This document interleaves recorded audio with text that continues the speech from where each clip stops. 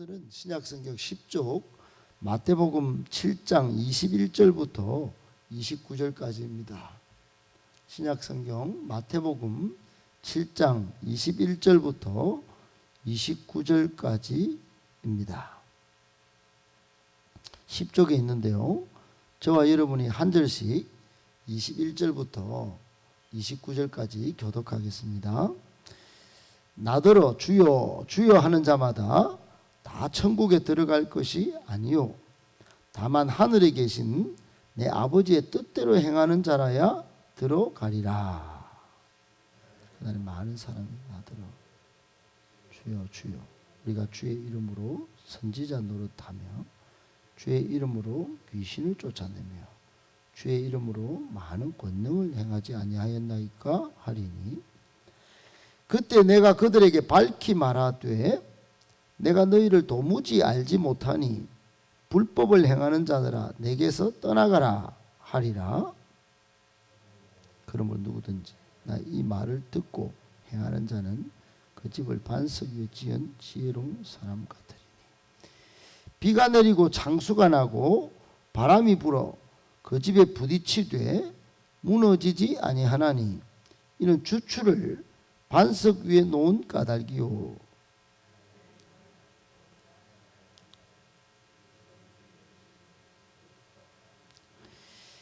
비가 내리고 장수가 나고 바람이 불어 그 집에 부딪힘에 무너져 그 무너짐이 심하니라.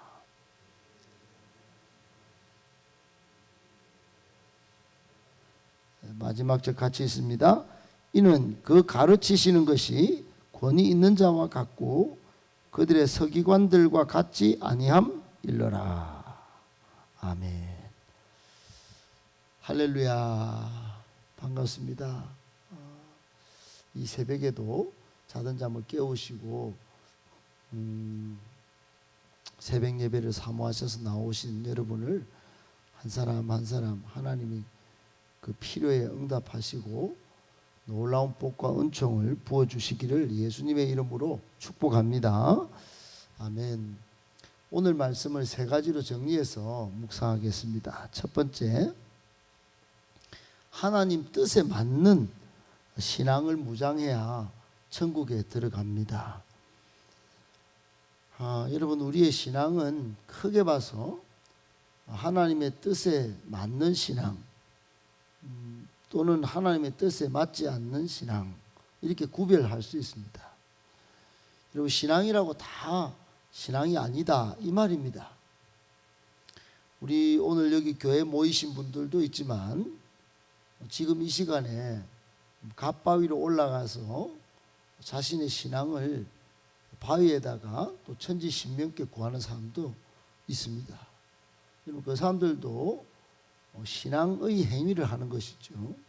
그러나 대상이, 목적이 다른 거예요. 우리는 신앙의 대상이 하나님이에요. 그리고 목적이 하나님의 뜻이에요. 이게 중요한 것입니다. 여러분, 오늘 21절에 보면 이게 매우 충격적인 그런 구절입니다.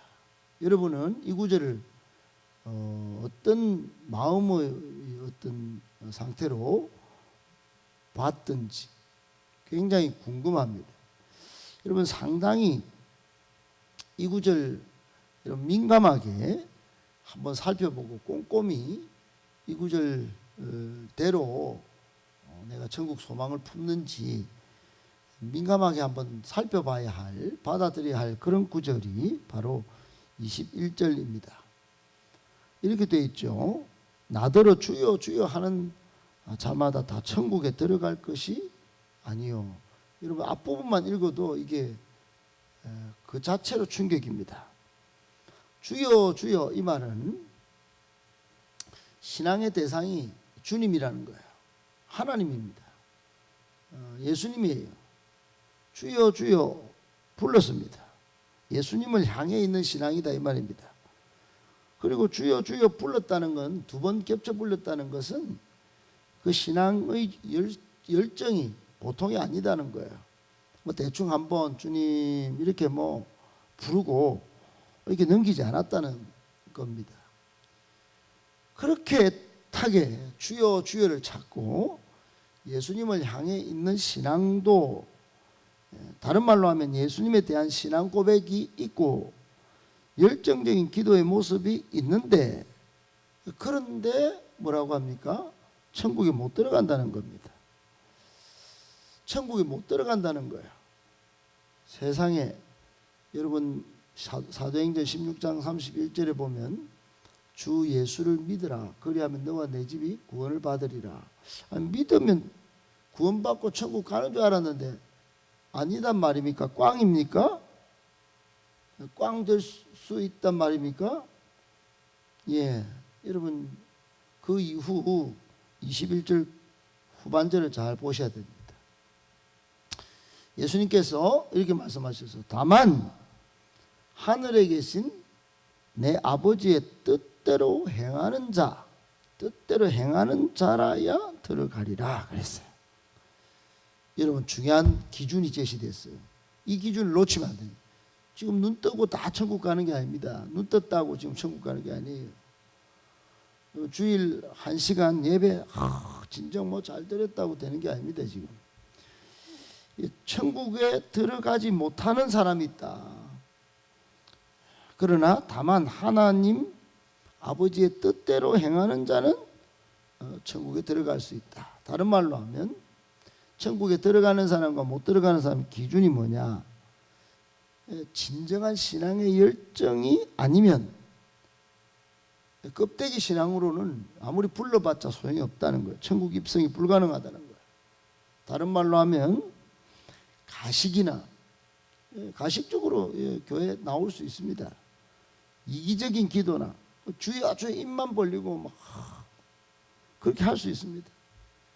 내가 내 신앙 좋은 모습을 막 드러내면서 뭐 셀프 신앙으로 성경 한 번도 안 읽고 세상 것 주워 들은 내용 가지고 내 신앙 옳습니다. 나는 이렇게 말합니다. 이렇게 말할 수 있어요. 형식적 신앙입니다. 그렇게 해가지고는 천국은 여기서 교인 행세는 할 수 있지만 천국 입성이 불가능하다는 것입니다. 중요한 건 오직 하나님의 뜻에 맞는 삶을 실천하는 신앙이 천국 신앙이다 이 말이에요. 예수님의 말씀은 이 한 구절로도 굉장히 중요한 의미와 가치를 우리에게 말씀하고 있습니다. 신앙의 중심은 하나님의 뜻이라는 거예요. 우리 기도의 핵심도 하나님의 뜻을 구하는 것이 기도의 핵심이라는 거예요. 여러분 기도를 할 때 우리가 기도를 얼마나 많이 합니까? 근데 하나님의 뜻을 먼저 구하는 것, 이 기도의 굉장히 중요한 요소입니다. 하나님의 뜻에 맞는 기도를 하면 100% 응답입니다. 물론 하나님은 우리의 필요를 채워주시기를 좋아하십니다. 중요한 기도 응답의 일원리는 하나님의 뜻을 구하는 거예요. 주기도문에서도 예수님이 그렇게 말씀하셨어요. 그리고 또 하나, 그 뜻에 맞는 삶이 따라줘야 된다. 그 뜻에 맞는 삶을 실천할 수 있어야 된다. 하나님의 뜻이라면 순종을 해봐야 된다는 거예요. 순종이 안 되고 계속 주여 주여, 주일날 제가 말씀드렸지만 막 예배만 막 뎁다 드리고 막 예수님은 계세요. 막 스카치 테이프 막 붙이고 막 말씀하지 마세요. 알았죠? 실천하라고 하지 말란 말입니다. 그리고 입에 탁 스카치 테이프 붙이고 뎁다 막 찬양만 부르고 막 기도만. 여러분 그렇게 해가지고는 천국 신앙인답지 않다. 여러분 결론은, 교훈은 하나님의 뜻에 맞는 신앙을 우리가 날마다 이렇게 무장하고 그렇게 적극적인 천국 신앙에 맞는 삶을 살아야 천국 들어간다는 겁니다. 너무너무 충격적이고 너무너무 중요한 말씀입니다. 이 하나를 모르고 맨날 신앙생활 오래 한 것만 가지고 자랑하고 그것을 가지고 교회에서 무슨 직분임내 그러고, 여러분 한국 교회가 여기까지 왔습니다. 하나님이 보실 때, 우리 주님이 지금 천국에서 보실 때 저러면 안 되는데, 저러면 큰일 나는데. 여러분 2000년 전에 돌아가서 마태복음 7장 21절을 다시 지금 예, 말씀하고 싶지 않겠습니까? 예수님이 제 입술을 통하여 말씀하고 계신다고 저는 믿습니다. 주여 주여. 예, 신앙의 열정만 가지고, 껍데기 신앙만 가지고 천국에 못 들어간다는 것이 예수님의 말씀입니다. 미안하지만 하나님의 뜻을 구하고 그 뜻에 맞게 행동해야 천국 들어간다. 꼭 기억하시고, 여러분 기도할 때나 삶을 살 때나 하나님의 뜻을 먼저 구하시고, 그 뜻이 하나님의 뜻이라면 무조건 100% 순종, 즉각적인 순종, 철저히 끝까지 순종하여 여러분 천국에서 만나 뵐 수 있기를 예수님의 이름으로 축복합니다. 아멘. 두 번째, 마지막에 웃어야 웃는 것입니다. 여러분 22절 23절에 보면 그 시작을 이렇게 말합니다. 그 날에 이 날은 미래에 우리에게 전부에게 찾아올 심판의 날을 그 날이라 그랬습니다. 그 22절 23절 다 읽어보면 너무 뻔하게 나오는 말입니다. 이 날은 하나님의 공의가 그동안 억울했던 눈물 나던 정말 이래 살아가 이리 신앙생활 해가지고 내가 뭐 신앙생활 하는 게 뭐 의미가 있나 이랬던 사람들도 이럴라고 신앙생활 했는 거구나. 깜짝 놀랄 하나님의 공의가 완전히 실현될 종말의 날입니다. 이거를 헬라어로 파루시아라고 합니다. 파루시아. 그때는 더 이상 역사적 진행이 없습니다. 그게 끝입니다. 끝. 역사의 끝이고 하나님의 때가 완전히 실현되는 날입니다. 그날 알곡과 가라지가 다 완전히 구별될 그런 날입니다. 그날에 어떤 일이 벌어진다고 말씀하십니까? 예수님은 세 가지를 오늘 여기 분명히 말씀하십니다. 동일한 건 공통분모는 주의 이름으로, 예수님, 주님, 주야 하면서 선지자 노릇한 사람, 주님 하면서 귀신을 예수 이름으로 쫓아내던 사람들, 그리고 예수 이름으로 막 많은 권능을, 병자도 낫게 하고 막 수많은 일을 행하던 사람도 주여 주여 그렇게 했지만 23절에 어떻게 됩니까? 예수님께서 난 네 모르는데, 난 네 한 번도 알았던 적이 없어. 이런 날이 온다는 겁니다. 그 사람들을 마지막에는 이 불법을 행하는 놈들아 내게서 떠나가라 그러면서 막 완전히 막 아주 매몰차게 예수님께서 단절하는, 찾아오는 것도 밖으로 뻥 차버리는 그런 날이 온다는 거예요. 마치 여러분 비슷한 어떤 그런 이 비유가 생각나지 않습니까? 마태복음 25장에 보면 기름을 다 준비했던 이렇게 10처녀들이 있어요. 근데 5처녀는 막 세상 즐기면서 막 어떻게 하다가 신랑이 안 오네. 뭐 그날이 오겠나 뭐 미래 찾아올 심판의 날이 우리 있겠나. 일단 먹고 놀자. 기름 쓰자 그러고 막. 그렇게 기름을 허비했다가 정작 예수님이 올 때 기름이 없어가지고 기름을 준비 못한 어리석은 5처녀 천국에 못 들어갑니다. 그 상황이 딱 보이지 않습니까? 여러분 오늘 이 말씀의 교훈이 뭡니까? 아무리 주의 이름을 사용해서 능력을 많이 행하고 교회 다닌 오랜 연조만 자랑한다 하더라도 천국 예수님하고 관계가 완전히 단절될 수 있다는 거예요. 예수님하고 관계가 없는 신앙은 그 신앙의 말로만 자기가 말한 거지 정작 예수님은 인정하지 않는 신앙이다 이 말입니다. 다른 말로 하면 항상 생각이나 행동이나 예수님이라면 어떻게 하셨을까?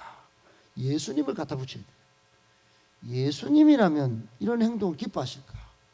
예수님이라면 이런 삶을 사는 나를 신앙이라고 하실까? 여러분 이런 생각을 항상 하고 마지막에 예수님하고 딱 관계가 있어야지 이게 마지막에 웃는 일이 벌어진다는 거예요. 천국에서 예수님 저 왔습니다. 오, 이 목사 왔어. 고생했어. 이렇게 돼야지.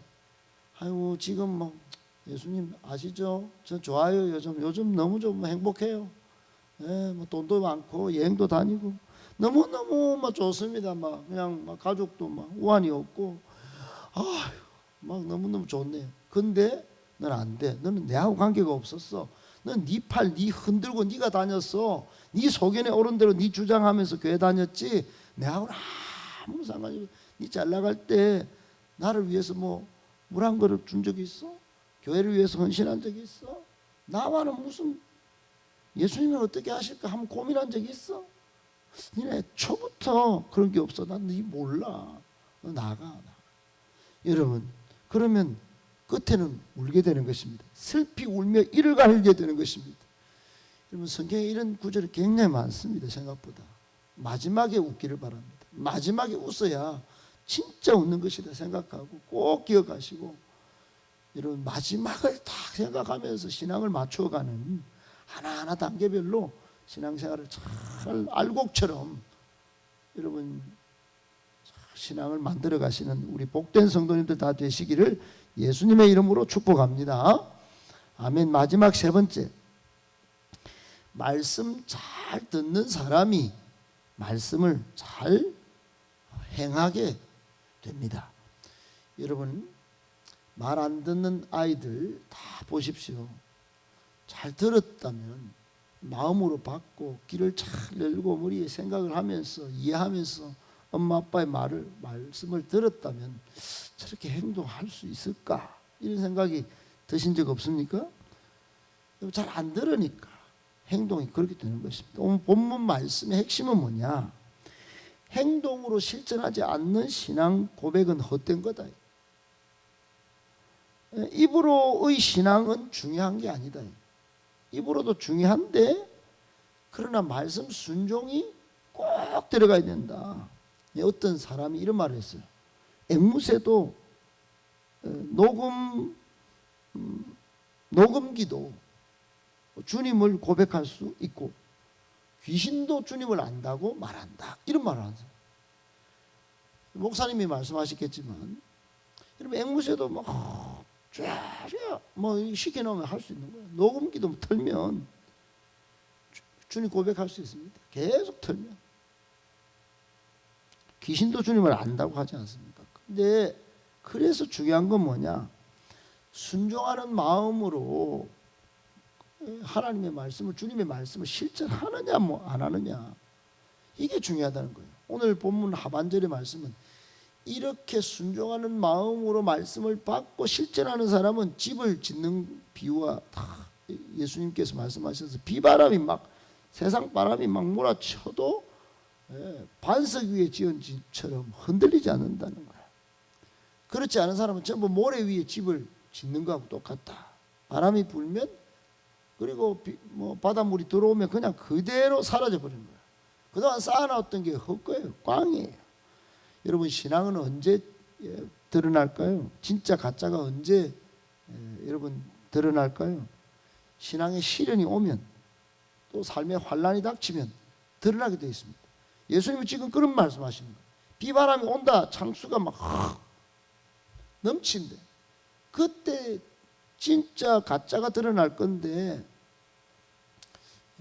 그러면 어떤 사람이 진짜하고 안 흔들리는 신앙이냐? 말씀 잘 듣고 이 말씀을 실천하는 사람, 이렇게 한 차곡차곡 신앙을 쌓아온 사람, 이런 사람은 아무리 비바람을 쳐도 흔들리지 않고 무너지지 않고 쇠하지 않고 사라지지 않고 변절되지 않는, 주님을 배신하지 않는 그런 견고하고 탁월한 엑셀런트한 신앙인이 된다 하는 것입니다. 여러분, 오늘 주시는 교훈 꼭 기억하시고 먼저 귀를 열고 마음을 열어서 순종하려고 하는 마음으로 말씀 잘 받고 그 다음에는 삶의 현장에서 이 말씀을 살아내는, 그래서 여러분 정말로 반석 위에 지은 집 같은 신앙인이 다 되시기를 예수님의 이름으로 축복합니다.